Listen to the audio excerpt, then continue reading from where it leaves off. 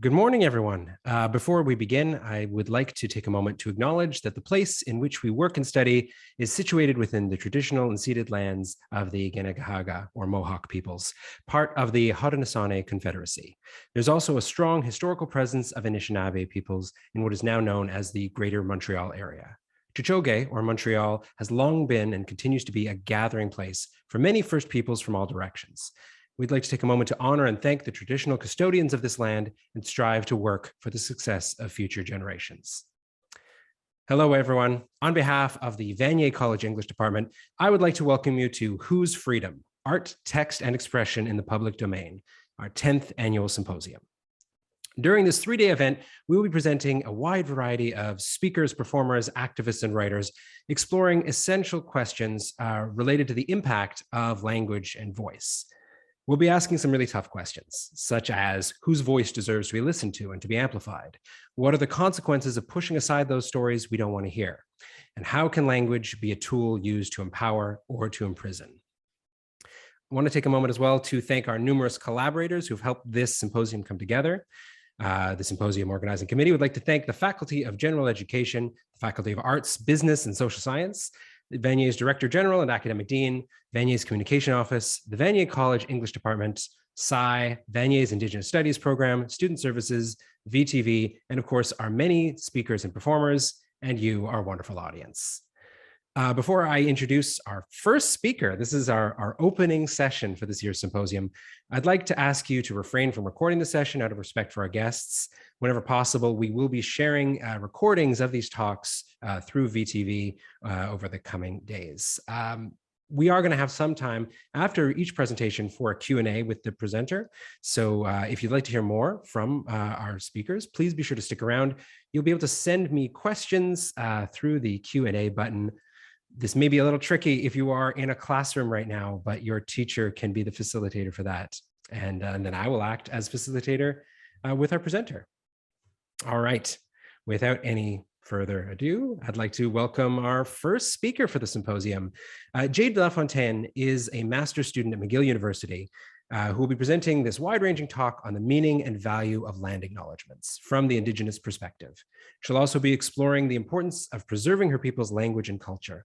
This talk will explore the history and context of these actions in Canada, as well as explore her own family's history through colonization, residential schools, and the endangered status of her ancestral language. Please welcome for our first speech presentation of the 2021 symposium, Jade Lafontaine. Thank you. No pressure. Okay, can you let me share my screen? Hey everyone, can you hear me also? Yes, great, awesome. Can I share my screen now? Aha, perfect. So let's do this. Now let me grab my little notes on my phone because Zoom makes it impossible to see your notes when you're presenting on one screen. Okay, so as Matt said, my name is Jade Lafontaine. I am a master's student at McGill University. I am Salish on my father's side from Spasm First Nation in British Columbia, where he is currently the elected chief. And I am Algonquin on my mother's side from Kitigan-Zibi here in Quebec. So my presentation is Indigenous History and Land Acknowledgements. I'm going to do a land acknowledgement here, and you'll see it differs a little bit from the one that Matt gave. I currently am presenting on unceded land, which belongs to the Ganyangahaga Nation. Tiohtià:ke, Montreal, has long served as a site of meeting and exchange amongst Indigenous peoples, including the Haudenosaunee and Anishinaabe nations. I acknowledge and thank the diverse Indigenous peoples whose footsteps have marked this territory on which peoples of the world now gather, and where I have the privilege of giving you this presentation. So the agenda for today is pretty simple. We're going to go over Canada's history.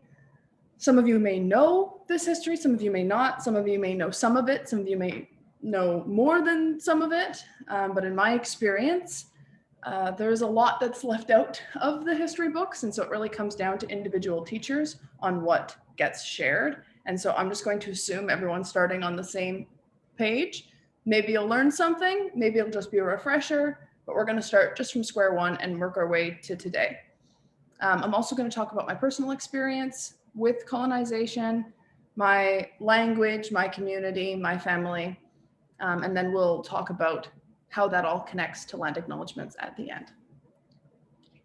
So Canada's history. I know I probably shouldn't have to say this, but it's pretty dark. So I apologize if any of the subject matter is a bit sensitive, but that is our reality, and I don't really want to sugarcoat it. I'm also acknowledging that I'm being pan-Indigenous for this, which means I'm going to be talking about Indigenous peoples really as a whole, but it's important to note that colonization and Canada's history has affected different nations in vastly different ways. But for the purposes of, a complete overview, it's just easier to talk about them in general. I want to capture the full story to the best of my ability. So we'll start at pre-contact. So Indigenous peoples have lived in what is now Canada for at least 10,000 years prior to the arrival of Europeans. So a really, really long time. You often hear time immemorial, or for ages, or since the dawn of time, and maybe not since the dawn of time, but 10,000 years it's a long time. There were many different communities, all with their own unique ways of hunting, governing, making art, building houses, etc. They had their own cultures, stories, customs, languages, and laws. And of course, there was conflict. There's always conflict. It was not all sunshine and rainbows. There was conflict between groups, but traditionally there was an understanding between communities that when there was conflict, it would be settled through treaties. You've probably heard of treaties. Those get brought up a lot when it comes to land claims and acknowledgements today with the Europeans. So when the Europeans first arrived, there were many, many more Indigenous people than Europeans. The newcomers, the Europeans, depended on them for survival. It was a land that they had not been to before, and Canada, as we've seen, has a pretty harsh climate. And the Indigenous people helped them. In the beginning, there was actually a lot of cooperation and support between Indigenous peoples and settlers. The beginning was pretty good for the most part. At the time, the settlers and their leaders, so the leaders being back in Europe, had recognized that the first peoples had their own governments, laws, and territories. They recognized them as independent nations, and so they made agreements and treaties with them acknowledging their nation status. These treaties explained how the settlers and the Indigenous people were going to share the land, the water, the animals, and the plants. In the Royal Proclamation of 1763, King George III said, "Indigenous nations own their lands." The king said that the only legal way newcomers could gain control of those lands was by making treaties between the two nations. The year 2013 marked the 250th anniversary of the Royal Proclamation. The Europeans understood they could not force their laws or way of life on the people who were here long before they arrived. They understood that the Indigenous peoples here had rights. And also, as a note, a lot of the text that I'm drawing from for this history is taken from the Kairos blanket exercise, which some of you may have done, so this part will be familiar. And for those of you who haven't, it's a really, really fantastic exercise. Oh, my dog is crying. Okay, so after the War of 1812, settlers began looking for more land to call their own. They also didn't need the help of the Indigenous people as much now that the war was over. They weren't needing to, oh my gosh, my dog. You can hear he's crying, he's a puppy. Oh my God, he's insane. Maybe you can't hear him, I can hear him. After the war, no! My friend is helping me. Okay, after the War of 1812, settlers began looking for more land, as I said. This was becoming easier to do as the spread of disease from settler to Indigenous peoples had, to put it blankly, they decimated the population. Millions died. In fact, some people believe that half the Indigenous people alive at the time died from these diseases. In some communities, 9 out of 10 people died. The Europeans didn't see indigenous groups the same way they did before. They now had a different view of treaties. My dog is, 1 second. There we go. So they had a different view of treaties. Now, treaties were used as a way to take land from indigenous peoples rather than share the land with indigenous peoples. For them, land was something that could be bought and sold, right? That was the custom in Europe. And treaties were the way of getting the indigenous people to give up their land. Many treaties were done in bad faith, where indigenous people didn't understand what they were agreeing to. And that caused a whole bunch of issues. Some places in Canada don't even have treaties. BC, where I'm from, there's no treaties. It's not treaty territory. And yet everything was still imposed on the indigenous people out there, even without the treaties. But because we don't have treaties, it actually gives the indigenous people of BC just a little bit more leverage. Because, a treaty is a treaty, even if it's done in bad faith. Indigenous peoples were often forced to move to unfamiliar areas. For example, with the creation of the 49th parallel, indigenous communities who once traveled freely between the United States, what is now the United States, and Canada were cut off from their communities and families on either side of the imposed border. So there were communities that were just completely cut in half.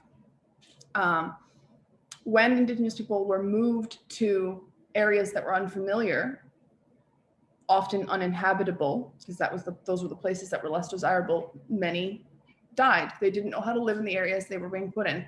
Many children were removed from their home in the Arctic because after a bunch of indigenous people were moved to the Arctic, they suffered from tuberculosis, and children were sent from their homes to tuberculosis sanatoriums. Some of them never returned. A large number of infected individuals passed away from the disease. Currently, the rate for tuberculosis among the Inuit is 185 times higher than for a Canadian-born non-Aboriginal person. 185 times higher. So, indigenous peoples lost more than just the land. Because the land is so important to them, when it was taken away, some of them also lost their way of living, their culture, and in some cases, their reason to live. I've done a lot of work with identity theory, especially in regards to indigenous communities and individuals. And there's strong evidence that suggests having a really good connection with your culture and your language creates a better sense of identity, and having a better sense of identity can affect mental health outcomes and also physical health outcomes, which is really, really important. And we can see this even outside of indigenous communities, but it's very clear within indigenous communities. So we're going to talk briefly about acts of violence. So to begin, terra nullius. I'm sure you guys have heard terra nullius before. Terra nullius is essentially a doctrine that says, oh, as long as this land you've discovered this land and it's not being used in a civilized way, you have the right to that land. This is a European doctrine. So it allowed settlers from Europe all over the world to go to lands and say, well, actually the people who are already here aren't using this in a civilized way because it's not how we would use it. And therefore we have a right to it, which is, I'm sure you can tell, it's like someone coming into your house and being like, you don't have an air fryer? Well, your house is mine now. The British North America Act, the BNA Act, also known as the Constitution Act of 1867, put, I'm using an outdated term here because I'm quoting, Indians and lands reserved for Indians under control of the federal government. When this happened, indigenous peoples lost their rights and control over their lands. This law gave control of their lands to the government of Canada, which at the time was made up only of people from Europe. The indigenous people were not involved in the creation of this law that would have such a big impact on their lives. They were left out of the conversation. And then the Indian Act. This one is talked about often. It affects a lot of things that happen even to today. So the Indian Act was made in 1876 and put all laws dealing with Indigenous peoples gathered together in this one act. Hunting and fishing were now limited, and spiritual ceremonies like potlatch, powwow, and sundance were now against the law. And this didn't change until the 1950s. So that's a long time. Territories are now under the direct control of the Canadian federal government, and Indigenous peoples are placed on reserves. So that is really where the Indian Act has impacted us today. Just pushing everything under that one umbrella and then taking all control away from the Indigenous peoples whose land we're on, and saying, actually, we call the shots now, and you're now dependent on us. Independent First Nations with their own governments became poor, isolated bands that depended on the government for everything because they had no choice. Through the Indian Act, the government continues to this day to deny basic rights. These things are privileges that most Canadians take for granted, such as healthy schools, schools that don't have rats or things that are falling apart and have adequate access to school supplies. Proper housing. There's a housing crisis in Indigenous communities where just the housing is not up to par. And clean running water.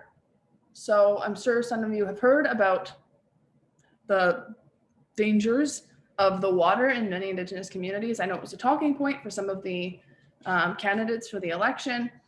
And I don't know if you guys know about Grassy Narrows, but Grassy Narrows is a really good example of the water pollution in Canada. They have such high pollution from extraction that happens near their community that they have a really, really, really high case of mercury poisoning. And when the water is poisoned, so are the plants, so are the animals that eat the plants, so are the animals that eat the animals, and so are we who eat the plants and animals. It's a chain reaction.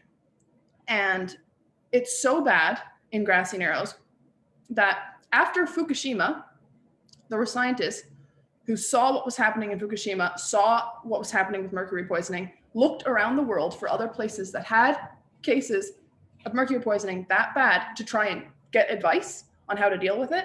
They came to Canada, they saw what was being done. The mercury poisoning was worse in some of these Indigenous communities than it was in Japan, and nothing was being done about it. And they left shocked. Just something I learned in some of my first years of First Nations and Indigenous studies. And that's pretty telling. People from other places of the world come here looking for advice. It's worse here, and nothing is being done. In addition to this, at the time, especially, Indigenous people under these laws were not allowed to leave their reserve without a permit. They had to stay on their reserve. They couldn't leave. They may not vote. They cannot get together and talk about their rights. No freedom of assembly. They cannot practice their spirituality or traditional forms of government. And if they were caught doing any of these things, they could be put in jail. Next is enfranchisement. So enfranchisement had a few different forms. Most notably, under this federal government policy, all First Nations peoples who became doctors, teachers, lawyers, soldiers, or those who went to university lost their legal Indian status. In other words, the government would no longer recognize you legally as a First Nations person. This is significant. A lot of people may say, well, why would you want to be considered an Indian status Indian, given Canada's history? But often being status was one of the few ways that you could have access to resources and be connected to your community. So when you lose your status, you're cut off from the community, including First Nations soldiers returning from war. Fighting for Canada, they lose their Indigenous status, they come back, they can't go back to their communities because they don't have status. First Nations lawyers, so people who became lawyers, were not allowed to fight for the rights of their own people. They weren't allowed. As one government employee said, the government's goal was to continue until there is not a single Indian. There's my dog. Hi. You can give him a little hello. Yeah. Yeah. Yeah. You can get kisses. Yeah. And now you can go. As one government employee said, the government's goal was to continue until there's not a single Indian in Canada that has not been absorbed into the body politic, and that there is no Indian problem and no Indian department. So the idea of Indigenous people existing and trying to, fight for their rights and culture was considered the Indian problem, and assimilation was the solution. So this is from the Indian Affairs Deputy Superintendent Duncan Campbell Scott. So of course, we need to talk about residential schools. This is the one that's talked about the most because it's had such a significant impact on so many Indigenous people in Canada, even to today. They started in the mid 1800s and continued until the late 1990s. I believe the last one was closed in 1997 or 1996, which isn't that long ago. A lot of the time when we talk about this, there are people who say, oh, well, it's the distant past. But for a lot of Indigenous people, it is not that distant of a past. The 1990s weren't that long ago. The federal government took First Nations, Inuit, and Métis children from their homes and communities and put them in boarding schools that were run by churches. And of course, that's a nice way to put it. Parents didn't have a choice about this. Sometimes the police arrived to take the children away forcibly. In residential school, the horrors that Indigenous peoples had to face are just, it's horrific. There's plenty of stuff out there, maybe you've seen or movies or read books about this, heard survivor stories. It is really, really gruesome. And there are some Indigenous people that went to some schools that claim to have had a positive experience, but it was greatly, greatly outweighed by just the vast number of Indigenous people who suffered abuse, of many different kinds of abuse, and sometimes death. In addition, if they do live, being cut off from their communities almost completely. So when they get to residential school, often they would go through a process called delousing, where essentially they would be bleached because they were unclean, and they would have their hair cut off. They were not given their traditional names. In many cases, they were given numbers, which is incredibly dehumanizing. They were not allowed to talk in their language at all. They suffered at the hands of abuse, especially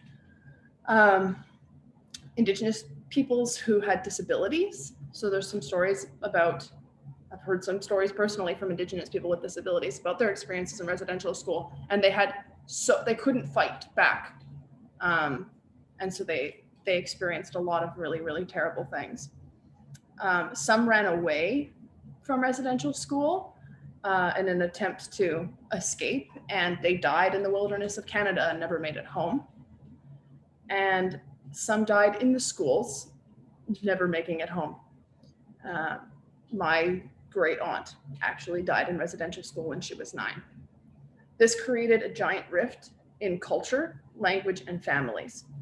All of these kids being taken from their homes, being taken to boarding schools really far away, stripped of their identity, given a new identity, and then experiencing trauma and abuse and released back into the world, not knowing how to connect with the people from their communities because they had lost their identity.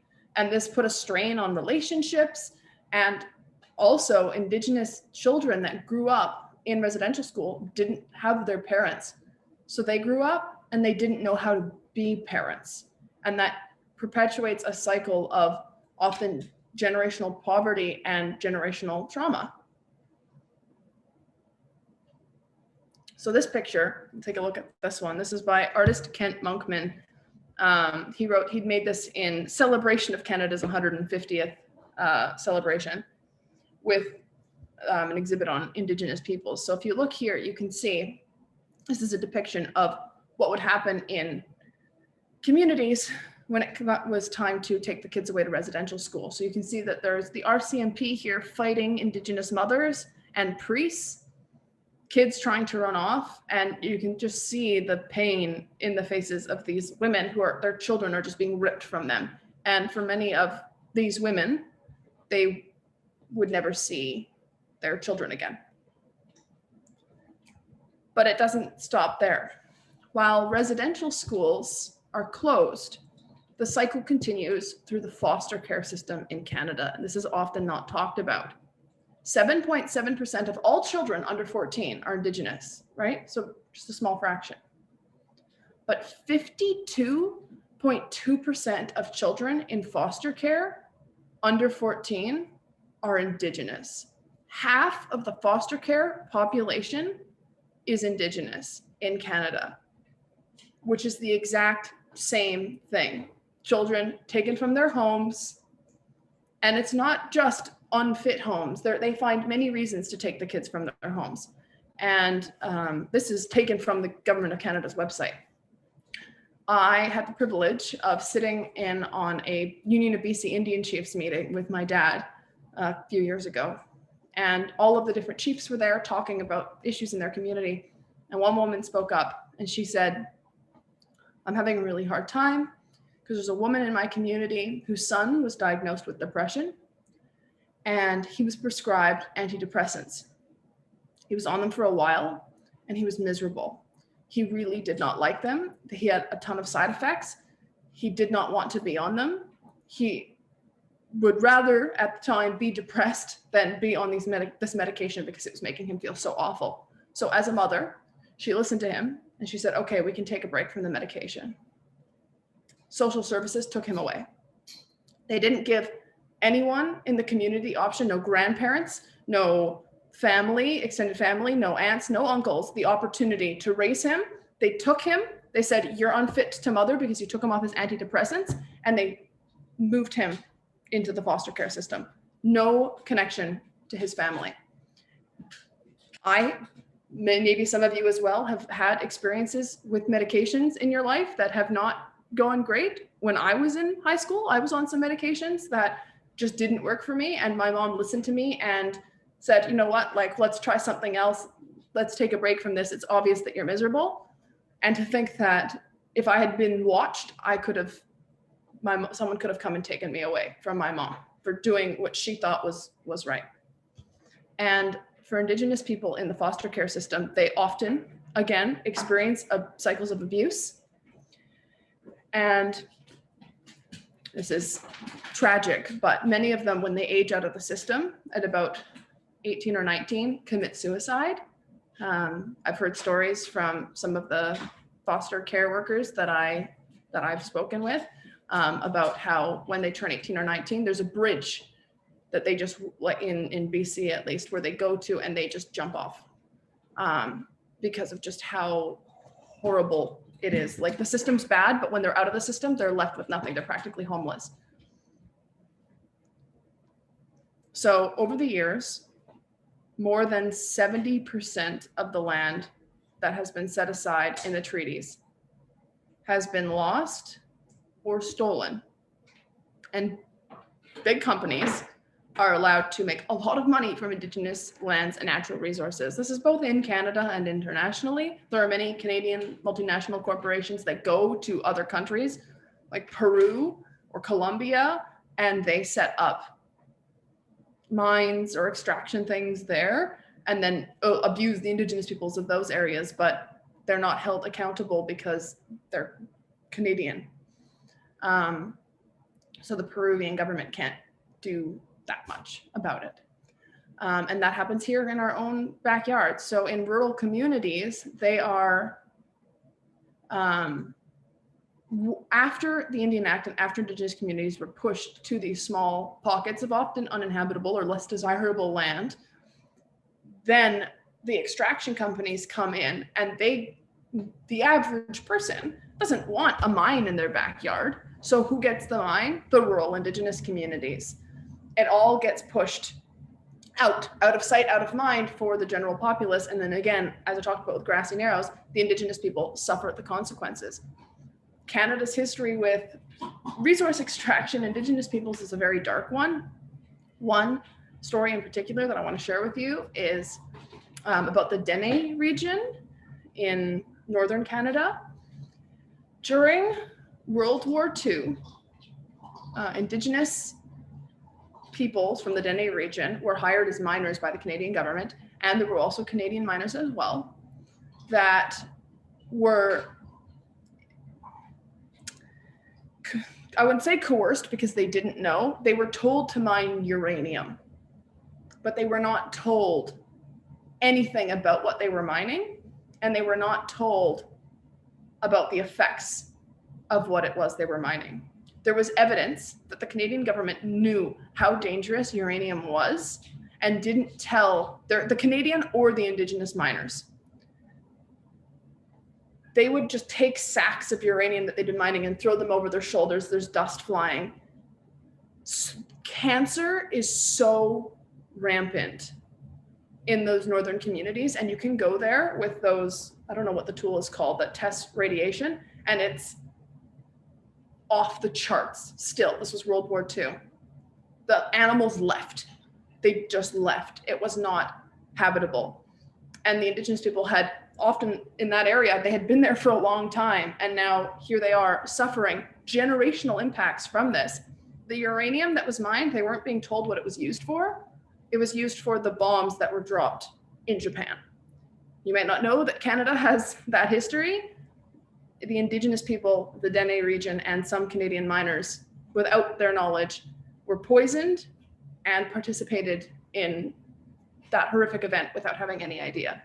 So that's a really good example of kind of what goes on. We now see it with pipelines. There's always these protests about pipelines because the pipelines are often put through areas that are very, very environmentally sensitive.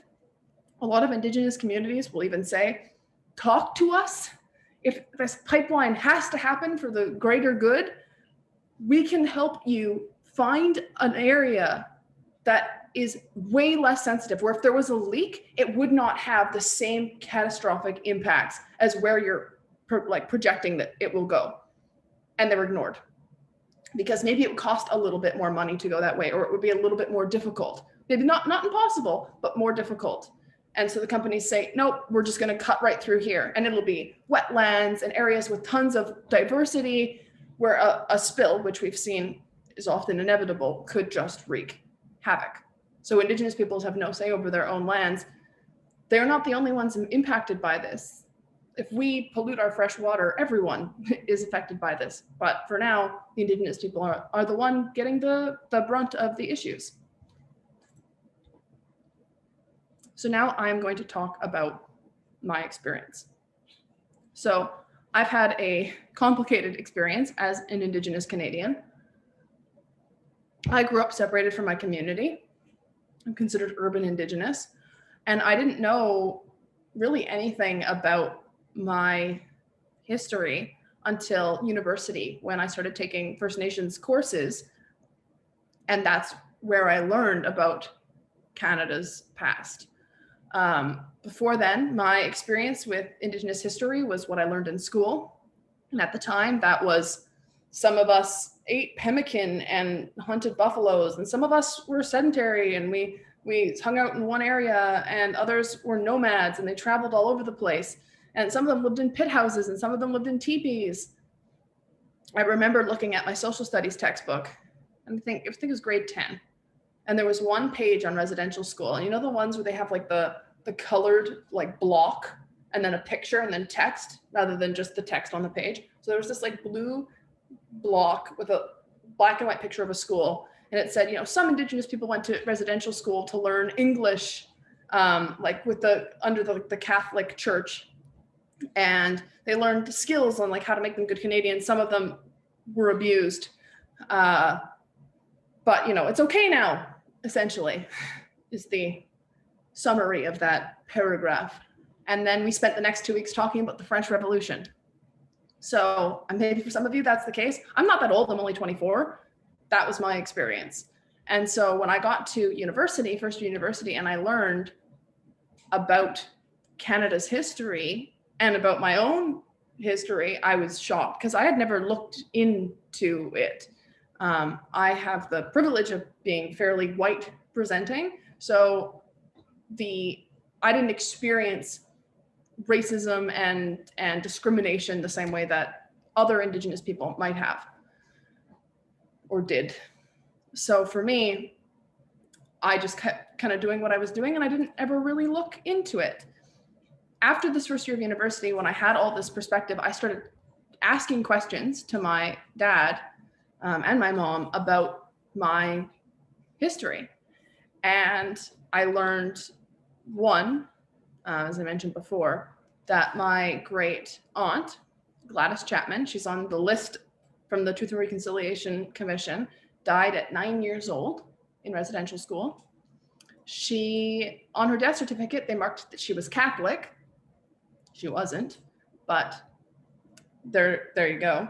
And my grandmother is a residential school survivor, so she did survive. I'm just going to show you a little bit about our community. So our community, Spuzum First Nation, we're known for living very close to this very cool bridge called the Alexandra Bridge. It's a very beautiful area. If you're ever in BC, go check it out. It's stunning. Our community is very small, very, very small. At one point, we had a sign outside of our community, a road sign that said "Welcome to Spuzum," but it said "Welcome to Spuzum" on both sides because it didn't really matter which way you were going, you kind of already missed it. And another joke that we like to say is, if you can see on this map here, Spuzum is right, you can see it right kind of in the middle. You can see there's Boston Bar, and then you see Hell's Gate. And then at the bottom, you see Ruby Creek and Hope. So the joke is Spuzum is halfway between Hope and Hell's Gate. Just a little lighten the mood a little bit. And because of the effects of residential school, because my great aunt passed and because my grandmother survived, she wanted nothing to do with our culture or language. Another really important thing I mentioned enfranchisement earlier, where, you know, if you became a lawyer or a doctor, you were stripped of your status. For my grandmother, for her enfranchisement, her dad actually sold her status because that was a thing that you could do. In those times, you could sell your status for, I think it was about $500. So my great grandfather sold my grandmother's status so that he could, can you lock him in there? My dog just went into his crate on his own and he's about to be crazy. So I'm trying to, there we go. So he sold my grandmother's status. I think he was trying to start a business. And so he thought, okay, this is a fair thing. I'm going to sell her status. I'm going to get the money. Who needs the status anyway? So my, oh, he's crying. My grandmother was 18 at the time. He legally couldn't sell her status, but they let him do it anyway, even though she was a dependent, or not a dependent, she was independent. She was no longer a dependent and she was 18. They let him sell her status anyway. They didn't care. So she lost her status. And so because she lost her status, my dad's status is lower, which means that all of his kids' status is lower. So for me, I've tried to get status.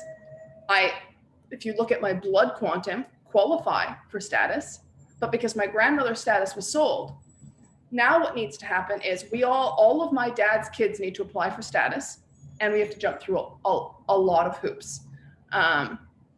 For me, the main issue is there was like one error on my application when we submitted it.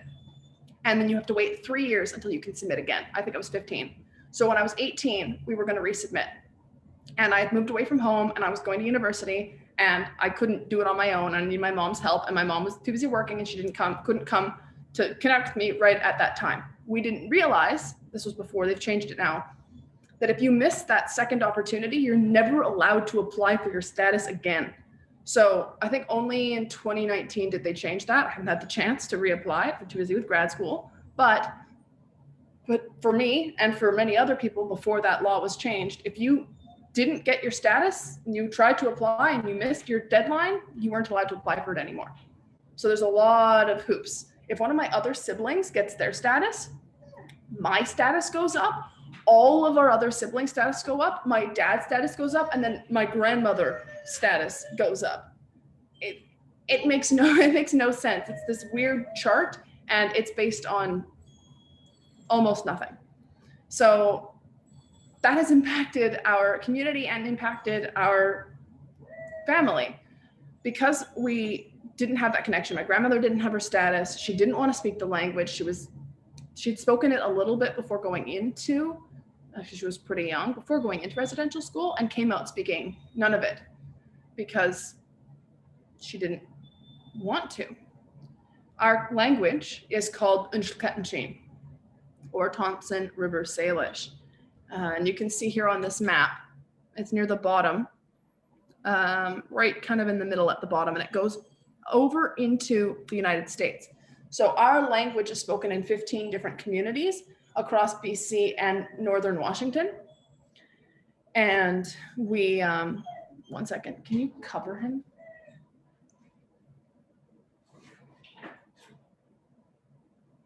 He's being insane. Puppies.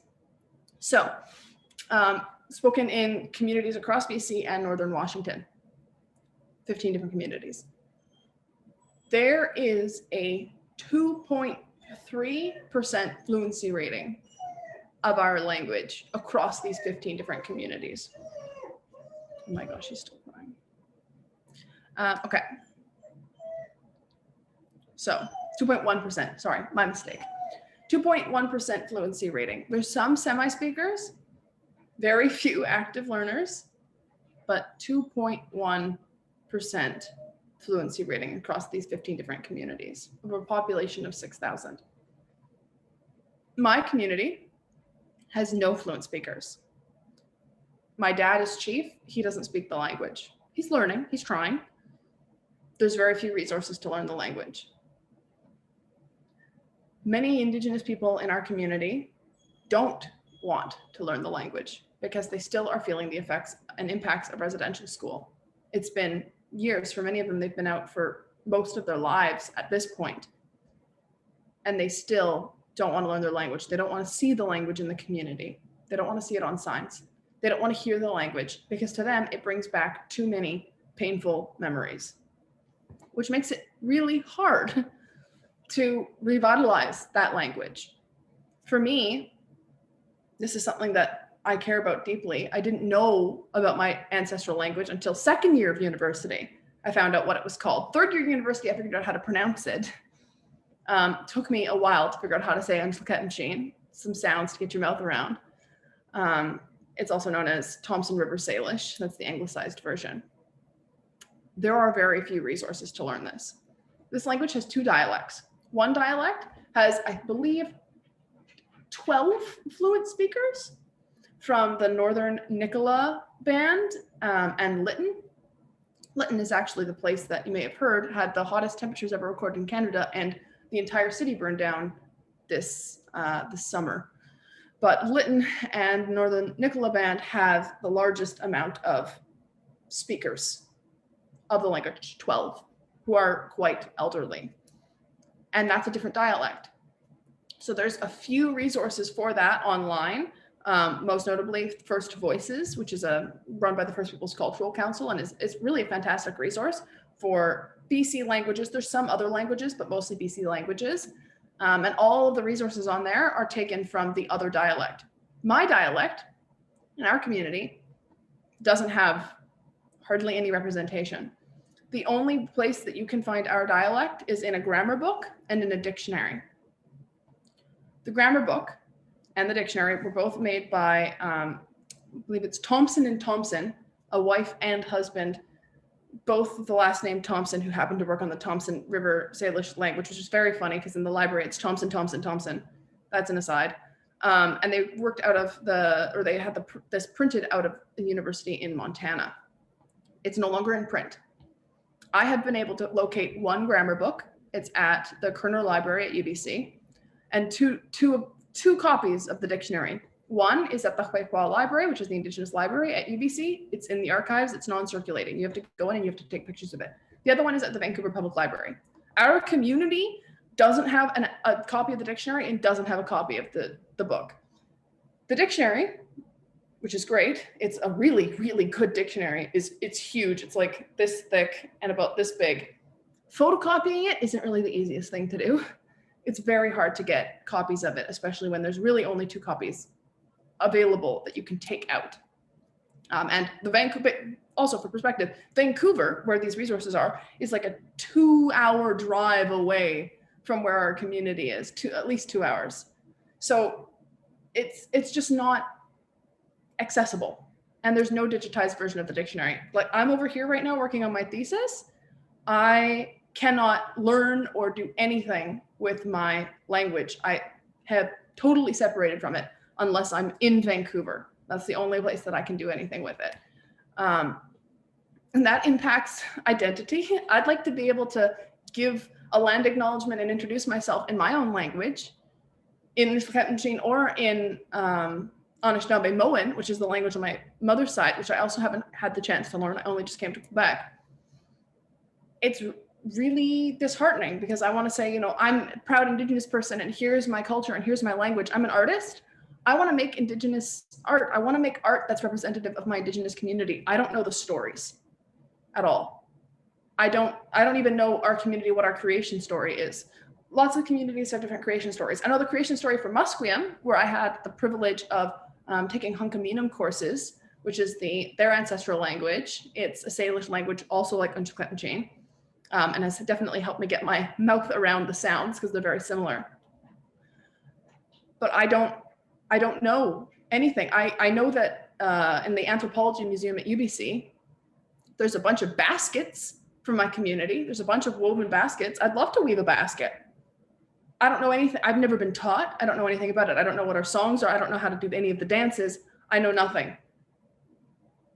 The community has that culture in some ways, but the only way to access it is to be in the community for events. And as someone who grew up outside of the community, it's very hard to connect with the community, especially because I'm all over the place now. I'm in Quebec, and I, up until now, haven't had a driver's license, so I couldn't really make it out there. There's been a huge disconnect. That affects my identity. That affects, and this is my experience, but many Indigenous people in Canada, especially urban Indigenous people, will tell you this same experience. Mine is not a unique one. So, how does that relate to land acknowledgements? Well, what's the point? There's a lot of talk about land acknowledgements, especially in the more recent years. What is the point? Why would we do this? What does it achieve? One, it acknowledges that we are still here, Indigenous people are still here on the land. We're not a thing of the past.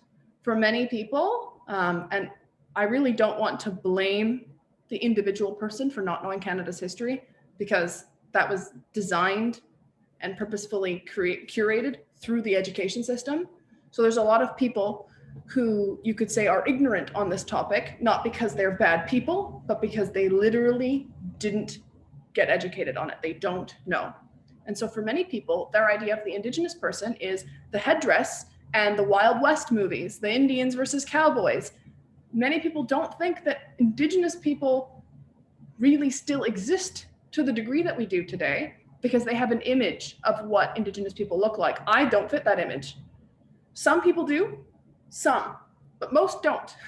Like, we, believe it or not, most of us just look like your average person. We're not wearing feathers. And to acknowledge, hey, you're here, we see that you're here, and that this was your and is your traditional land. If there's somebody here, especially newcomers, people who have either immigrated or who are visiting, or people who are from one area coming to another area, all of a sudden they learn, this is an Indigenous community here. Oh, interesting. Because before land acknowledgements, that wasn't talked about. We did an assignment once in one of my courses at UBC, where we all picked one of our favorite places that we'd ever been in Canada, like maybe a family cottage or a cabin, or just a place like a summer camp. And we were asked, do you know what Indigenous community lives there? Do you know if there's any Indigenous community that lives there? I think one person was able to identify the Indigenous community that territory was on. As soon as I was asked that, I realized I had no idea. So I looked it up. for me, we have a family cabin in Grand Forks, BC, which is a beautiful place. I loved to go there during the summertime. Really enjoyed it. Many formative memories there. Never thought about, well, whose land am I on? When I went to go find out, oh, what land is it? First, I looked at Grand Forks Indigenous community, and on the website, it said, there are no Indigenous people in Grand Forks. However, when I looked at Our Land, which is this website where you can see all kind of the entire world, but mostly North America, and see where all the different communities are, Grand Forks completely overlaps with the, I think it's Katana community, almost completely overlaps. So there are Indigenous people there. Another important thing from that same region, that region is called the Kootenays. There was a community that was declared extinct.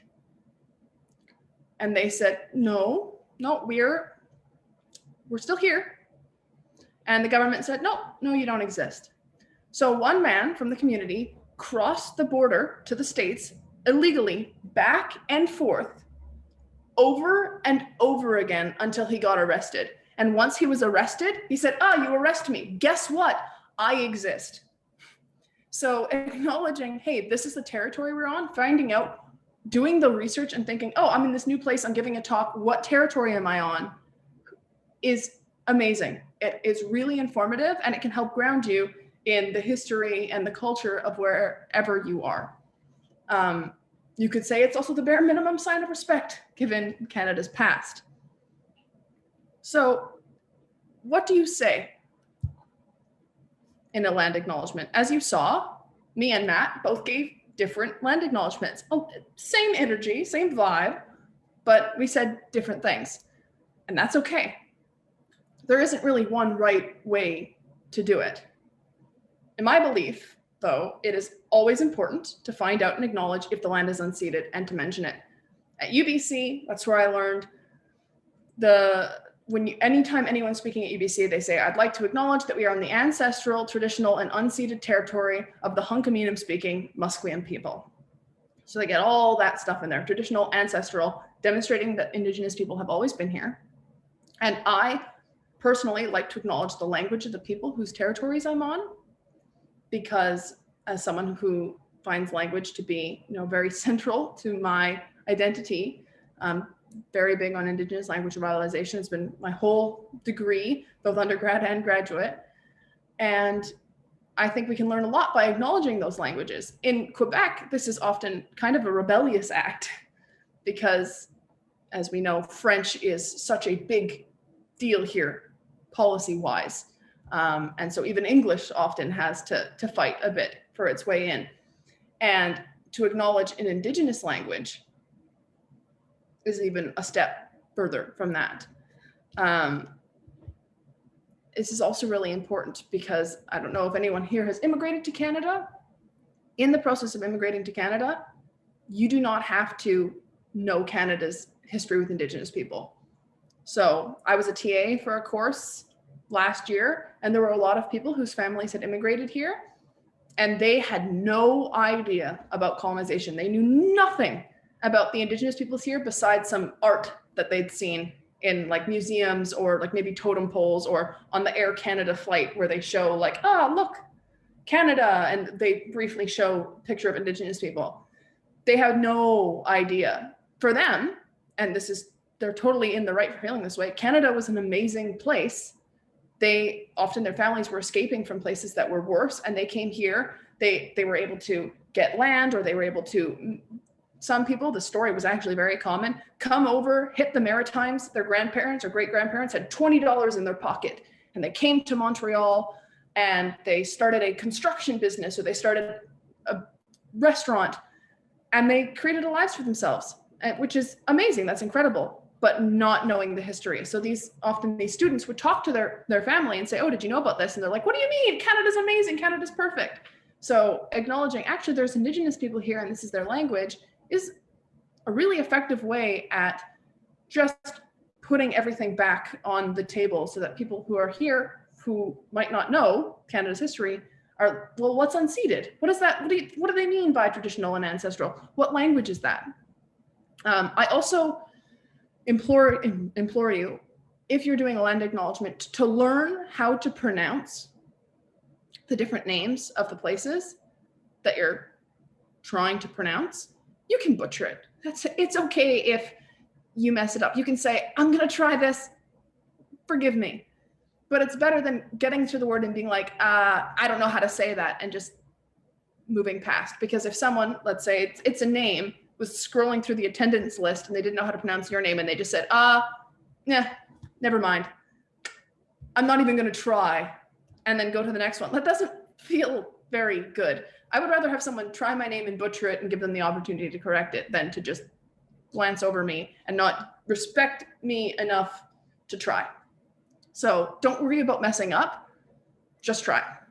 I know some of the names are hard. If any of you came across Untitled in text, you'd be like, why is there an upside down question mark? Like, what is that? Why does that L have a line through it? How do you pronounce 5 consonants in a row? I understand. We all understand. And so if you're doing this, think of it as it's a gesture, and it should be meaningful, respectful, and is as informative as possible.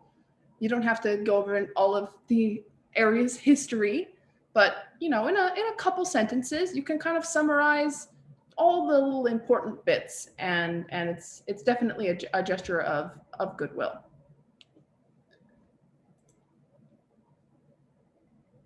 So, what's the verdict? There are Indigenous people who do not like land acknowledgements. I have met a few of them. Don't like them. Why? Well, when it comes to land acknowledgements, some feel that without any substantial effort to change from the government or institutions, a land acknowledgement doesn't mean much. So if we're at McGill and we're saying, oh yeah, here's the, let's say, the chair of some important place at McGill or some company, and we're saying, hey, we acknowledge that we're on this land. But then let's say in the case of McGill, no effort is made to provide resources for Indigenous people on campus, and there's a much lower rate of acceptance for Indigenous people. I'm not saying this is the case, but you can imagine many Indigenous people would say, well, why did you even bother saying something? I think many of you have experienced apologies from people who don't change their actions at all. They do nothing. They say, oh my gosh, I'm so sorry. I'm so sorry. I'll never do it again. Here's a box of chocolates and the Cars movie on DVD. I'm so sorry. I will never do it again. And then they do the same thing over and over and over again. Does that mean much to you? Probably not, because you're going to be looking at their actions and not what they're saying. So some people might give an acknowledgement and stop there, as I'm saying, which is only doing much as becoming societally accepted, because now land acknowledgements are becoming a more common thing, kind of becoming an that should be expected, not accepted. Although, they both work. Expected. It's becoming expected. So to give an acknowledgement really is the bare minimum. So what do you do after you give the land acknowledgement? Are you actively in other ways trying to help Indigenous communities, Indigenous peoples? What are you doing with your voice to be a good ally and also to uphold Indigenous voices? Or are you just saying, I'm sorry, here's the land, here's the language, maybe, see ya. Now listen to me talk about corn color wheel. Like, it has to be connected somehow. So acknowledgements and apologies are only really meaningful when there is action to support them. Otherwise, they are empty words. I do want to acknowledge that Indigenous peoples don't blame the descendants of people who participated in colonization for the acts of their ancestors.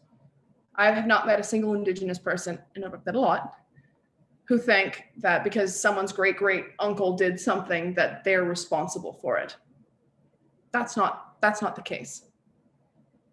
However, armed with the new knowledge that we have and the history and all of the statements from like the Truth and Reconciliation Commission, UNDRIP, the United Nations Declaration on the Rights of Indigenous People, the UN has recognized this history. With all this new information and knowledge about what happened, people today, regardless of their past or their ancestors' past, can at least play their part in trying to heal the damage. Doesn't mean they have to go out and protest pipelines, but if somebody makes a crude remark about an Indigenous person, maybe speak out about it. Right? Maybe if somebody's maybe just being ignorant because they don't understand, and they say something like, oh, the Indigenous people are just living off of Canada's taxes, which is, there's just so many things untrue about that. Educate them. You don't have to be like, hey, screw you, buddy, but take that opportunity to say something. It doesn't have to be a huge gesture, just a little something. Challenge those ideas. Acknowledge the land that you're on in a way that's respectful, and that's being a good ally. There isn't more that's required or expected from you. It's just, that's a gesture that you could do that would show, oh, in addition to acknowledging the land that I'm on, I am also in my day-to-day, when presented with the opportunity, doing what I can to, acknowledge Canada's past. And that's okay. It doesn't have to be some crazy thing. So putting that all into perspective, Canada has had and still has a very complicated and dark relationship with Indigenous peoples, from first contact to giving blankets infected with smallpox. This was a thing that happened that I didn't mention. Some of you may have heard. 2 communities. For many of those communities, receiving a blanket as a gift is like one of the highest exchanges. Like, it's just like, you give blankets, it's the sign of connection and community. So knowingly, and there is evidence this was knowingly, they were given blankets as a gesture of goodwill that were purposefully infected with smallpox, and that decimated communities. You can imagine that's like having COVID and going up to people and coughing on them. Not a great look, Canada. But we have come a long way in many ways. There's a lot more representation than there used to be. Indigenous peoples are fighting for self-determination. They're fighting to have their voices heard. There are many, many incredible allies that have been alongside us for almost every step of the way, and also to today, and speaking up and also holding up Indigenous voices. And that is so important, and that's worth mentioning. From there, given Canada's past and history, my own experience, land acknowledgements, I believe personally, we should be doing land acknowledgements, and we should be doing them respectfully and effectively, and taking time to acknowledge the land and the language of whatever community is here, trying, perhaps failing, but trying to pronounce the languages, and doing little bits in your day-to-day to acknowledge that your land acknowledgement isn't just empty words.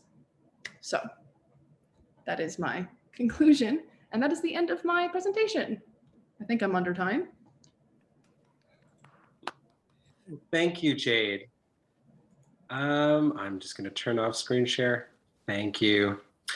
Thank you, Jade, so much. We now have some time for questions. If anyone has any questions, the Q&A button is right there in the middle of the toolbar at the bottom of Zoom.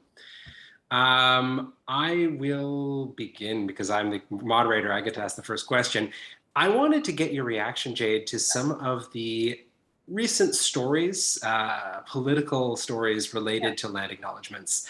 Okay. Of course, do you want me to outline which ones I mean, or? No, go. Oh, sure.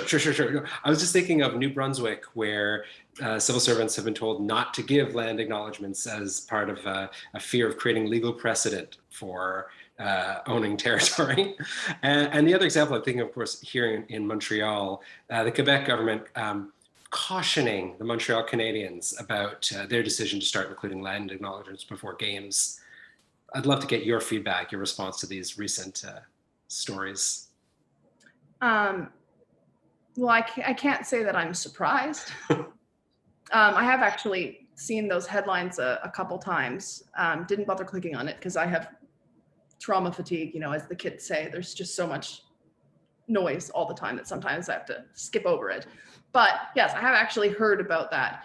I think it's interesting which bodies or institutions are suggesting we don't do land acknowledgements, because it seems a little bit like those are often the institutions that are responsible or have been responsible for partially the history that I just described. And I think that if people are worried about setting legal precedent, maybe they should be thinking about upholding the legal precedent they already had with the treaties originally that they often chose to ignore. Maybe. Thank you. We have a couple of questions from our audience. First, we have to deal with non-Indigenous people who resist the use of the word unceded as it makes them uncomfortable. What is your response to them? Yeah, my great aunt or my great aunt dying in residential school is pretty uncomfortable. Not having clean drinking water and adequate housing, really, really uncomfortable. If the word unceded makes people uncomfortable, I think maybe they should just deal with it. I think it's fair that a lot of difficult conversations start with discomfort. Oh, absolutely. And how we open that up. We do have to work through that. So don't worry. There's also a question about who we acknowledge in land acknowledgements. If there are different tribes moving in different spaces, how do we sort that out? So I personally like to do where I am presenting from. So in this case, I live very close to McGill. So I use the same land acknowledgement that I use at McGill, which acknowledges the 3 different territories that kind of have claim here: the Haudenosaunee, Anishinaabe, and Ganyangahaga. And I feel it's important to include those. I actually, when I first came to McGill, I found that McGill's land acknowledgement was incredibly lackluster. I couldn't tell hardly anything about it, about the area from that land acknowledgement, coming from BC, where in BC, this is way more commonplace. If you're presenting at UBC, you give the land acknowledgement I mentioned before, or if you're in Greater Vancouver, there's 3 different territories. There's the Tsleil-Waututh, there's the Musqueam, and there's the Squamish, and you acknowledge all 3. Wherever there is that overlap, because all the different communities have kind of their own maps that show where the lines are. And so you just acknowledge all of them. So I had to learn, as somebody new to Quebec, what Indigenous communities were here. And I did that by going to the First Peoples House at McGill and asking them, hey, what's going on here? What communities are here? What languages are here? And that was how I found out what was here, and that's how I chose what to include in my land acknowledgement. Thank you. Can you tell us a bit about resources that we should consult, like First Peoples House? What organizations should we be looking to here in Montreal? Or more broadly across Canada? In BC, we have the privilege of having the First Peoples Cultural Council.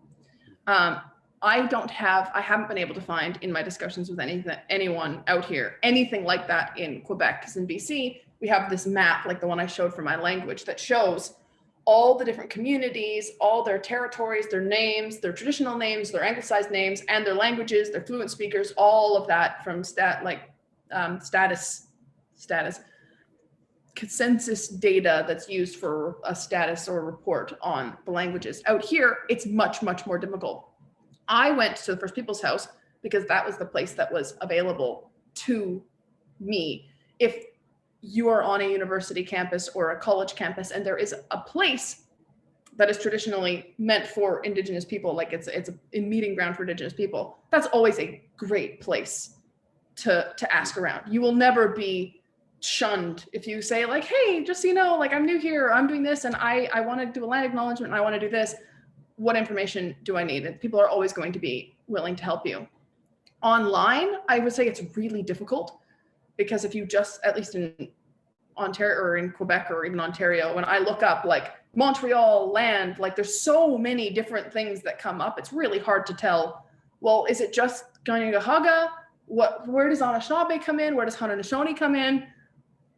I really recommend talking to people if you can from the area, wherever that is possible. Maybe like a Native Friendship Center, if that's around in your area, someplace where Indigenous peoples from the area are, because that's the best way to get the actual like full picture of wherever territory it is that you're on. Thank you. We have time for one or two more questions, so please do send those in. Here's another one from the attendees. Was it hard for you to hear from your father that he refused to speak the language, or was it something that you came to understand?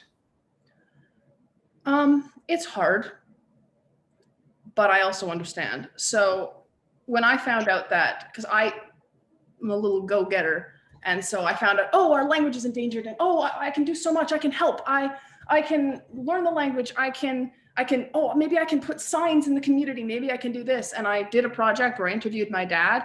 What is how many people in the language, how many people in the community speak the language? Like, how could we implement signs? And he was like, well, no one. And people don't really want that. And I'm like, well, what do you mean? He's like, well, it hurts too much for too many people. And I'm like, but what am I supposed to do? Like, I want to help. What can I do? And he was like, oh, if we do it, it has to be a really slow process. So when I go back to BC, something that we want to do is put signage on trails around the community and have just little signs that have different, like maybe they talk about the trees, or maybe they talk about a particular path, history, story, that where it's not right in the middle of town, but it's still there. So, oh, maybe you're going for a walk and, oh, like there's the language. And not just every day you go to the community center and there it is across the thing, right? So it was a difficult conversation, but it helped me change my perspective that it's not my place to force my dad is trying to learn, but force the community into learning the language if it hurts too much, especially the older community that's suffering from residential school. So instead, I have turned my focus on, I am a nerd and I love video games. And so what I'm planning on doing for my PhD is making a video game in Untitled Machine, starting with an augmented reality app. So going where youth in the community, right, who sure there's generational trauma, but don't have that same impact of residential school, can go around with their phones to different areas. And when they hold their phones up, have language, said and heard, and then maybe making it a bit of, at least the plan is to making it a bit of a scavenger hunt. So they have to go around with their phones on the land, right, connecting it to the land, and finding different ways to learn the language. Oh, so that's what this area is, and oh, that's the history here, without requiring a lot of resources and effort from elders or people in the community who might not want to engage with the language. Maybe once the kids start engaging, which is something we've seen before, that is actually the best way to get older generations involved again. Thank you so much. That sounds so cool. I love the idea of using new technology to preserve these traditions. I think that's really beautiful. We have one last question, which is actually in the chat, so I think many of us can see it. Some non-Indigenous people are also uncomfortable with land acknowledgements that use the language about being guests, thanking traditional custodians of the lands for the privilege of being on these lands. This, of course, is related to the land acknowledgement we do here at Vanier College. The questioner would like to know, how can we respond to that without alienating new immigrants to these lands, the new guests we're welcoming? Yeah, that's a totally valid question, because the way that, so one example that I have, if we look way back at the beginning, when the land here was given to people in Europe, one group in particular was Irish. And the Irish people, do you guys know anything about European history, not having a great time, not having a good time in Europe. They come here, they get land, right? Sure, that land has been given to them and taken from the Indigenous peoples, but they're essentially refugees. They need a place. They create their own stead. They don't know the implications of what they're doing. They're just, oh my gosh, there's land. I have the chance at having a life here. They don't know. They don't know the history. They don't know where the land comes from. They're just like, oh my gosh, land. And they start their lives and they create a way better life for themselves. Or with people fleeing from war that come here, we have a lot of refugees. We have a lot of people who come here looking for a better life. And they should not be stigmatized, and they should not be ever made to feel unwelcome. By saying guess, it's more so just saying like, hey, like guests are usually welcome. We're at the stage now when it comes to Indigenous history and communities where people, we welcome guests. It's okay if you're a guest. That's fine. Welcome to our place. This is my house. You're welcome to join us. And I think that is how we need to think about guests, rather than maybe like some people might think of guests as like, oh, maybe they mean like a parasite, like they're sitting here and they're just siphoning away, right? Because you think about the land back movement, which is really not give us our land back. It's like, hey, we have our own governments. Maybe let us, self-determine our lives for our children and maybe don't pollute our water. It's not like, get out of here. Like Indigenous people know this is the reality. People are going to live here. Indigenous people don't want other people who come here to have a bad time or to be kicked off their lands. Like you know what it feels like. So it's mostly, let's think of guests as, hey, welcome to this territory. You have the privilege of being here. It is a privilege, but it's not a privilege in a way that's like, oh, like you're so lucky. It's just, look at this beautiful place that we are. Look at how right now I'm looking at the St. Lawrence River. Stunning. Amazing. What a privilege it is to be here as a guest on Kanien'kehá:ka territory, right? So that's, I think, how we have to think about it. Thank you so much, Jade. I really appreciate that. I really appreciate everything you've brought to us here today. We are right at the end of our time, I'm afraid. Jade, thank you so much for being part of our symposium and for opening up this important conversation. We have a ton of really great programming for you if you're interested in catching any of the rest of our symposium. At 2 o'clock today, sorry, this is to everyone, to all of our attendees, not just inviting you, Jade, though you're more than welcome. At 2 o'clock, we have a presentation from Jess Solomon and Aman El Husseini, who are stand-up comedians, a married Jewish-Palestinian lesbian comedy couple who regularly enter into complicated and political territory with their humor. They're going to be giving a talk with jokes about how to do that, how to step into uncomfortable, complicated topics through comedy. Then at 4 o'clock, 4:10, we have Omari Newton from Vancouver, BC, who is going to be giving a talk on art for social change, the transformative power of art, how art has helped give him a voice, can help empower the individual and help make great shifts within our society. We've also got programming Thursday and Friday, including, many more talks related to issues related to Indigenous peoples in Canada. And I hope you will join us for some or all of these. Thank you all so much for being here and have a great day.